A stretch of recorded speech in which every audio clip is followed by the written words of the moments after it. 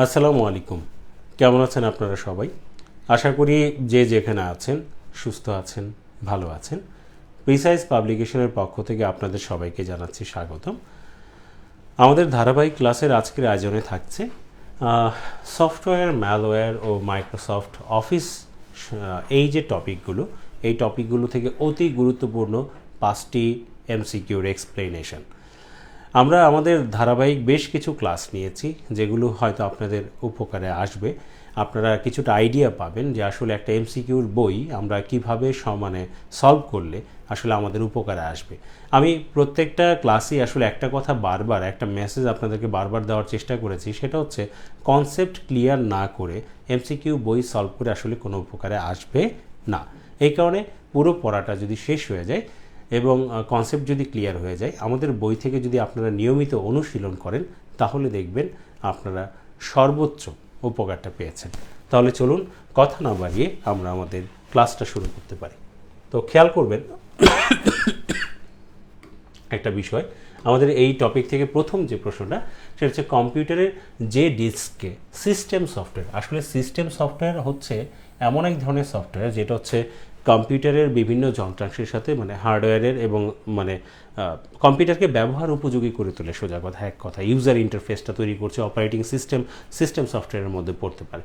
তো এখন সিস্টেম সফটওয়্যারটা আসলে থাকে কোথায় অ্যাকচুয়ালি, সেটা হচ্ছে স্টার্টআপ ডেস্কের মধ্যে থাকে। কম্প্যাক্ট ডেস্ক এটা তো আমরা আলাদাভাবে ড্রাইভের মধ্যে দিয়ে ব্যবহার করি, সিডি বা ডিভিডির ব্যবহারের বিষয়টা।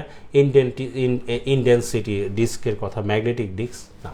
এই মেমোরির আলাদা যে জায়গাটায় আসলে আপনার সেকেন্ডারি মেমোরি আলাদা জায়গাটায় আসলে সিস্টেম সফটওয়্যারটা থাকে, সেটাকে আসলে অ্যাকচুয়ালি বলা হয় স্টার্টআপ ডিস্ক। হ্যাঁ, স্টার্টআপ ডিস্ক, যেখানে সিস্টেম সফটওয়্যারগুলো আসলে অ্যাকচুয়ালি থাকে। আচ্ছা, তো বিশেষ নামে যদি কোনো কিছু অবহিত করা হয়, তাহলে সেই জিনিসগুলো কিন্তু আমাদের ওইভাবে জেনে নিতে হবে। এরপরে খেয়াল করুন আমাদের পরবর্তী যে প্রশ্নটা, সেটা হচ্ছে যে নিচের কোনটি অপারেটিং সিস্টেম নয়। অপারেটিং সিস্টেম যার মাধ্যমে আমরা কম্পিউটারকে চালাতে সক্ষম হই, আমাদের সামনে ইউজার ইন্টারফেস এমন একটা চিত্র ভেসে ওঠে যেখানে আইকন বারগুলো থাকে এবং যেগুলো দেখে দেখে আমরা ব্যবহার আসলে করতে পারি কম্পিউটারটা। তো সেই জায়গায় যদি আমরা দেখি, বলেছে অপারেটিং সিস্টেম, এমন না উন্মুক্ত বা ওপেন বা ক্লোজ সোর্স এরকম কিছু বলে, জাস্ট অপারেটিং সিস্টেমের কথা বলছে, বাট শেষে বলছে নয়। তো লিনাক্স এটাও একটা অপারেটিং সিস্টেম, উবুন্টু এটা একটা অপারেটিং সিস্টেম, উইন্ডোজ একটা operating system, but Mozilla Firefox এটা কিন্তু আসলে অপারেটিং সিস্টেম না, এটা মূলত একটা ব্রাউজার। তাহলে সিস্টেম নয়, অপারেটিং সিস্টেম নয়, তাহলে উত্তর হবে কি এইটা।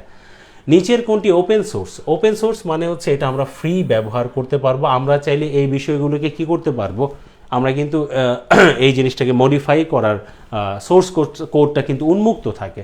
তো ওপেন সোর্স অপারেটিং সিস্টেম এটার মধ্যে যদি যাই, ম্যাক ওএস বা আইওএস অর্থাৎ অ্যাপলের যেটা, উইন্ডোজের যেটা, এগুলো কিন্তু কিনে আমাদের ব্যবহার করতে হয়। কিন্তু আমরা কি করি, না কিনে এই জিনিসটাকে আসলে কি করি, দেখা যায় ক্র্যাক ভার্সন ব্যবহার করতেছি। এগুলো কিন্তু ক্লোজ সোর্স, ওপেন সোর্স না। আমরা ফ্রিতে ওইভাবে ক্র্যাক করে ব্যবহার করছি, তাই মনে করতেছি যে ওপেন সোর্স বিষয়টা এমন না। ওপেন সোর্স হচ্ছে আপনার কি উবুন্টু, লিনাক্স, এগুলো হচ্ছে কি আপনার ওপেন সোর্স। আচ্ছা, আমরা এরপরে পরবর্তী প্রশ্নটা যদি আমরা একটু খেয়াল করি, দেখেন এখানে কি আছে, নিচের কোনটি ইউটিলিটি সফটওয়্যার। ইউটিলিটি সফটওয়্যার বলতে বোঝানো হয় সিস্টেম সফটওয়্যারকে সহযোগিতা করে যে সফটওয়্যারগুলো, সেই সফটওয়্যারগুলো আসলে মূলত আমরা আসলে ইউটিলিটি সফটওয়্যার বলি। যেমন এগুলো হতে পারে অ্যান্টিভাইরাস, ঠিক আছে, ডিস্ক ডিফ্র্যাগমেন্ট করা, বা হচ্ছে ডিস্ক ক্লিনারের কথা যদি আমরা বলি, এই সকল যে সফটওয়্যারগুলো আছে, এই সফটওয়্যারগুলো হচ্ছে আপনার কি ইউটিলিটি সফটওয়্যার। আপনারা যদি একটু ভালোভাবে খেয়াল করে দেখেন যে ইউটিলিটি সফটওয়্যার এখানে আছে উইন্ডোজ, না এটা তো সিস্টেম সফটওয়্যার। আমরা অ্যান্টিভাইরাস, হ্যাঁ অ্যান্টিভাইরাস হচ্ছে ইউটিলিটি সফটওয়্যার। ওরাকল হচ্ছে ডেটাবেস ম্যানেজমেন্ট সিস্টেমের সফটওয়্যার। আর মাইক্রোসফট ওয়ার্ডের কথা যদি বলি, সেটা তো উইন্ডোজের সাথে কানেক্টেড। কেমন? তো এই যে দেখেন, এগুলো কিন্তু সিস্টেম সফটওয়্যারের মধ্যে পড়তেছে, কিন্তু অ্যান্টিভাইরাসের কথা যদি আমরা বলি, এটা মূলত আসলে ইউটিলিটি সফটওয়্যারের মধ্যে পড়তেছে, যেগুলো হচ্ছে এই যে সিস্টেম সফটওয়্যারকে সহযোগিতা করে থাকে মূলত, বা সহযোগী হিসেবে কাজ করে থাকে। আচ্ছা, তো এই যে ইউটিলিটি সফটওয়্যার, সিস্টেম সফটওয়্যারের মধ্যে যে একটা মৌলিক বা বেসিক পার্থক্য আছে, এই বিষয়গুলো কিন্তু আমাদের এই জায়গায় খেয়াল করতে হবে। তারপর খেয়াল করে দেখেন, which of the following is not an antivirus software. তো অ্যান্টিভাইরাস সফটওয়্যার যেগুলো ইউটিলিটি সফটওয়্যারের মধ্যে পড়ে, এদের নামগুলো কিন্তু এক্সাম্পলগুলো আমাদের মনে রাখতে হবে, যেভাবে সিস্টেম সফটওয়্যারের নামগুলো আমাদের মনে রাখতে হবে। যেমন নর্টন আছে, এভেজি আছে, ক্যাসপারস্কাই আছে। তো এগুলো কিন্তু আসলে কি জানেন, এগুলো কিন্তু অ্যান্টিভাইরাস সফটওয়্যার বা ইউটিলিটি সফটওয়্যার। উইনপ্রোটা আসলে অ্যান্টিভাইরাস সফটওয়্যার আসলে না অ্যাকচুয়ালি। ঠিক আছে, তাহলে এই যে দেখেন এক্সাম্পল থেকে, তাদের বৈশিষ্ট্য থেকে কিন্তু প্রশ্ন করছে এবং সেগুলো কিন্তু আমাদের একটু খেয়াল করতে হবে। তারপর দেখেন কম্পিউটার ভাইরাস আসলে মূলত কি? সফটওয়্যার মূলত একটা প্রোগ্রাম একটা নির্দিষ্ট কাজ করতে পারে অথবা একাধিক কাজের সাথে যুক্ত থাকতে পারে। তো ভাইরাসটা মূলত এটা যেহেতু সফটওয়্যার রিলেটেড একটা প্রোগ্রাম, যেটা আসলে ক্ষতি সাধন করে থাকে এবং একজন ইউজারকে ডিস্টার্ব করে থাকে মূলত। তো এই যে একটা ক্ষতিকর জীবাণু তো বলা যাবে না, কারণ সে তো রোগ সৃষ্টি করে না। এটি ক্ষতিকর সার্কিট না, একটা ক্ষতিকর সার্কিট না। এটি ক্ষতিকর চৌম্বক ফ্লাক্স না, এটা হবে না। এটি ক্ষতিকারক প্রোগ্রাম, এটা একটা ক্ষতিকারক প্রোগ্রাম। টর্জন হর্স এটা কিন্তু মূলত যদিও একটা ঘটনার পরিপ্রেক্ষিতে ট্রয় যুদ্ধের কথা যদি আমরা মনে করি, যে বিরাট বৃহৎ আকৃতির যে হর্সের কথা, হর্সের কথা, যার ভিতরে লুকায় ছিল এবং রাতের অন্ধকারে হামলা করেছিল আসলে। তো এই যে টর্জন হর্স মূলত হচ্ছে একটা ভাইরাসের নাম। তো এইভাবে না আমরা এই যে জিনিসগুলোকে বিশ্লেষণ করে আমরা কিন্তু আয়ত্তের মধ্যে নিয়ে আসতে পারি। তারপর দেখেন, যদিও বিসিএস এর ক্ষেত্রে আপনার এই যে এমএস ওয়ার্ডের ব্যবহার বা এক্সেলের ব্যবহার বা কিবোর্ডের শর্টকাট ব্যবহার, এগুলো থেকে আসলে ওইভাবে প্রশ্ন করে না, বা কিবোর্ডে কমান্ডের ব্যবহার থেকে ওইভাবে প্রশ্ন করে না, ওইভাবে প্রশ্ন হয় না। এগুলো ব্যাংক বা অন্যান্য ক্ষেত্রে হয়ে থাকে। তাই তারপর আমি বলবো যে অন্যান্য চাকরি যদি আপনারা মানে দেওয়ার প্রস্তুতি নেন, তাহলে এই যে শর্টকাট ব্যবহারগুলো, কমান্ডগুলো আপনাদের একটু জেনে নিতে হবে। তো যেমন হেডারের বিষয়টা আপনারা পাবেন এমএস ওয়ার্ডের মধ্যে। হেডার হচ্ছে একটা পেজের একদম উপরের দিকে টাইটেল লেখার জন্য যে অংশটা বরাদ্দ থাকে সেটা, অর্থাৎ যেটা হচ্ছে পৃষ্ঠার উপরের অংশের টাইটেল। তো আপনি যদি ব্যবহার না জানেন, মুখস্থ করে তো এটা হবে না, এটাকে আপনার ভিজুয়ালাইজ করে দেখতে হবে। ঠিক আছে, আপনি দেখতে হবে ব্যবহার করতে গিয়ে এই প্রশ্ন মানে ব্যবহার করাটা আপনি জানলে তখন এই প্রশ্নগুলোর উত্তর আপনি এমনিই দিতে পারবেন।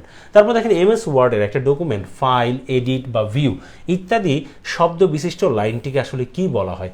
অর্থাৎ ফাইল, এডিট বা ভিউ এমএস ওয়ার্ডের উপরের দিকে যে অংশটা চলে আসে, এটা কিন্তু অ্যাকচুয়ালি বলা হয় স্ক্রল বার না, এটাকে বলা হয় মেনু বার। স্ক্রল বার তো ডান দিকে থাকে, এটাকে টান দিয়ে উপরে নিচে উঠানো যায়। ঠিক আছে, তো এটাকে বলা হয় কি বার? Menu bar. হ্যাঁ, ফাইল, এডিট, হ্যাঁ, ফন্ট চেঞ্জ করা। ঠিক আছে, ফন্টগুলোকে মাঝখানে নিব না সাইডে নিব, হ্যাঁ, পেজের বর্ডার দেওয়া, মার্জিনের বিষয়গুলো, এই সকল বিষয়গুলো কিন্তু আমরা মেনু বারের মধ্যেই পেয়ে যাই। কেমন? তো এই যে এইভাবে না, এই যে দেখেন এই যে সফটওয়্যারের ব্যবহার, ঠিক আছে, কমান্ডের ব্যবহার, তারপর হচ্ছে আমরা যদি একটু খেয়াল করি ইউটিলিটি সফটওয়্যার বা সিস্টেম সফটওয়্যারের ব্যবহার, এই সকল বিষয় সম্পর্কে আমাদের ধারণা নিতে হবে। কিছু এক্সটেনশন আমাদের জানতে হবে, যেমন ফাইলের শেষে লেখা থাকে .pdf, হ্যাঁ, তো বা .jpg বা png। তো এইগুলো আসলে কি বোঝায়? জেপিজি দিয়ে আসলে একটা পিকচারকে আমরা বোঝাচ্ছি এবং এটা ইমেজ ফাইলকে আসলে ডিনোট করে। ঠিক আছে, অডিও ফাইল, ভিডিও ফাইল বা সফটওয়্যার কি করছে না, এটা মূলত ইমেজ ফাইলকে ডিনোট করতেছে। .pdf থাকলে সেটা পিডিএফ ফাইল হবে। ঠিক আছে, তার জন্য আলাদাভাবে পিডিএফ রিডার লাগবে। ইমেজ ফাইল হলে ইমেজ ভিউয়ার লাগবে। তো এই যে ভিডিও ফাইল হলে ভিডিও প্লেয়ার লাগবে, অডিও ফাইল হলে অডিও প্লেয়ার লাগবে আমাদের। তাহলে এই সকল জিনিস সম্পর্কে আমরা এই ফাইলগুলো আমরা ওপেন করে ব্যবহার করতে পারবো, দেখতে পারবো তার মধ্যে আসলে অ্যাকচুয়ালি কি আছে। ঠিক আছে, তো এই যে জিনিসগুলো আমরা কম্পিউটারের দৈনন্দিন ব্যবহারের মধ্যেই তো পড়তেছি, এগুলো ব্যবহার করতেছি যদি একটু খেয়াল করে আমরা পড়ি, তাহলে এই সকল প্রশ্নের উত্তর কিন্তু আমরা দিতে পারবো। তো আমাদের যে উদ্দেশ্যটা সেটা হচ্ছে এই যে কিছু গুরুত্বপূর্ণ প্রশ্নের আলোচনা থেকে টোটাল চ্যাপ্টার বা টপিকটার যে পরিধিটা সেটা তুলে ধরা এবং ইম্পর্টেন্সটা তুলে ধরা। বাকি কাজ কিন্তু আপনাদের পড়তে হবে, সলভ করতে হবে। তাহলে আজকে এখানেই রাখছি, ভালো থাকবেন সবাই, আসসালামু আলাইকুম।